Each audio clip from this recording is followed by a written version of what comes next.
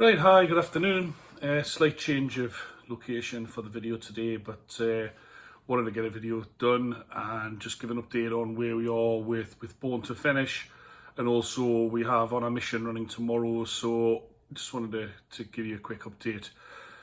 Born to Finish, finish 8th, not quite what we would have been hoping for in a lot of ways. The ironic thing is the race was run exactly the way we hoped it would be ran, and exactly why we went for that race. They went very, very quick, and the jockey has apologised. I think he feels as though he didn't give the horse a very good ride. Born to Finish should have been a bit closer. I think Thomas has been pretty harsh on himself, blamed himself for the finishing position, but as always, he's very slowly into stride, and they went very quick, so he's a little bit out his ground, but he had plenty time to try and get back into the race. When horses go that quick up front, they are inevitably going to run out of steam at some stage. But it looks as though Born to Finish was never travelling, because Thomas has tried to rush him into the race and really tried to get after him. And he's pretty much been on the go all the way. Now, considering the fact he came wide, considering the fact he missed the break, considering the ride, and considering he was being asked to race pretty much for the whole distance, he has ran right to the line, again showing that he does stay the 7 furlongs. But it's a run that raises as many questions as it answers, which is really frustrating when you have a 6-year-old who's run as many races as Born to Finish has for us, because you feel you know where you are and you know everything about a horse. But I think if we do look at the first 2 furlongs of the race from Tuesday, if that had been a 6 furlong race, he would have been beaten, double the distance. He would never even have got remotely competitive. And I think this is why Ed has been saying that he feels he's no longer a 6 furlong horse. Fully understand that sounds ludicrous when he won last time out, over 6. But that was a 6 furlong race that was pretty much ran as a 7, because they went so hard. It needed a horse that could stay further than 6 to get there in the end. And if the 6 furlong races go and are ran the way at the sort of speed that they went last night, on Tuesday, he's going to struggle. So we have some questions. As I say, there's questions there that need answered. I think his next run will be at Lingfield, and it will be over 7. There is a potential, depends on how far the handicapper drops him, there is a possible option at Kempton, which could suit better.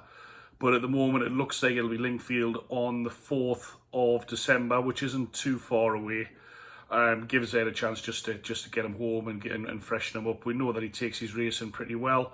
But overall, not really the result we'd be looking for. But I think if you to go back and look at the race, it's been ran by a pretty lightly raced 3-year-old. Granted, it was 20-1, but it is a 3-year-old who has come back from a break. George Scott's a decent trainer, and it's a horse that's ran to a very, very good level.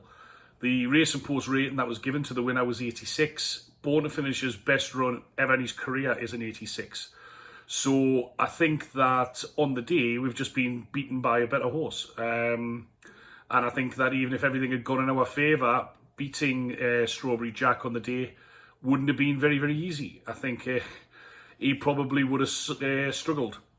And even if we take the strict line of the rating he was given for his win last time out, which was a 72, he would have finished 4th on Tuesday. So I think it was definitely a hotter race. We knew that. They've gone very, very hard, and it should have suited him. It just leaves that inconclusiveness around the fact of, does he stay 7? Well, we know he stays, but he still hasn't won over 7. In fact, he still hasn't really got close to winning over 7. But we'll need to see what we're going to do.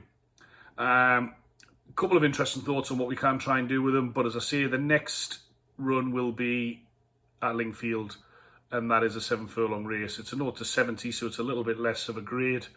The first 3, in fact, 1, 2, 3, 4, 5 of the horses that finished in front of him wouldn't have been able to run.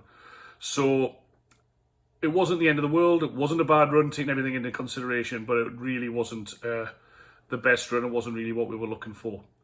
On our mission runs tomorrow goes to Catterick. Just double checking the time of the race now. Sam England, the trainer, is very, very much of the opinion that what went wrong last time was all about the ground. The horse has been working very well at home in the interim, and she just feels the ground was far too heavy. Now, the tongue tie is going on tomorrow for the first time, just to try and help him breathe a little bit cleaner. It's a wide open race. It's not a great race. It's a 0 to 100 handicap chase, 2 mile 3. And we'll wait and see. You know, the horse is, he's fifth at Hexham, wasn't a bad run at all. So if you take out the last run, he's gonna not be impossible to see him being competitive tomorrow. He is only a 5-year-old. I think the favourite's a 4-year-old, I think, and then the rest of them are all older horses. So he still has a lot of improvement to come. The stable's starting to find a little bit of form. They had a winner yesterday, which won at 11 to 1. That's not even true. Last week, 15th. The last horse they ran at the yard won on the 15th. So the horses are running okay from the yard. So that's where we're at. Arishka's due to go to Kempton at the end of the month. That'll be an entry that has been made over the next few days, I suspect. DTNE is now going to take a small break until the end of the year, and will be brought back ready to run start of the middle of February. And Sandy's Hurdler's Elf and Loggy Perk are not a million miles away from running again. We've got a little bit of interest in both of those horses. So everything's going well. The open day is at Dan Kubler's yard next weekend, which is the 30th. And if anybody'd like to go, by all means, give me a shout. Thank you.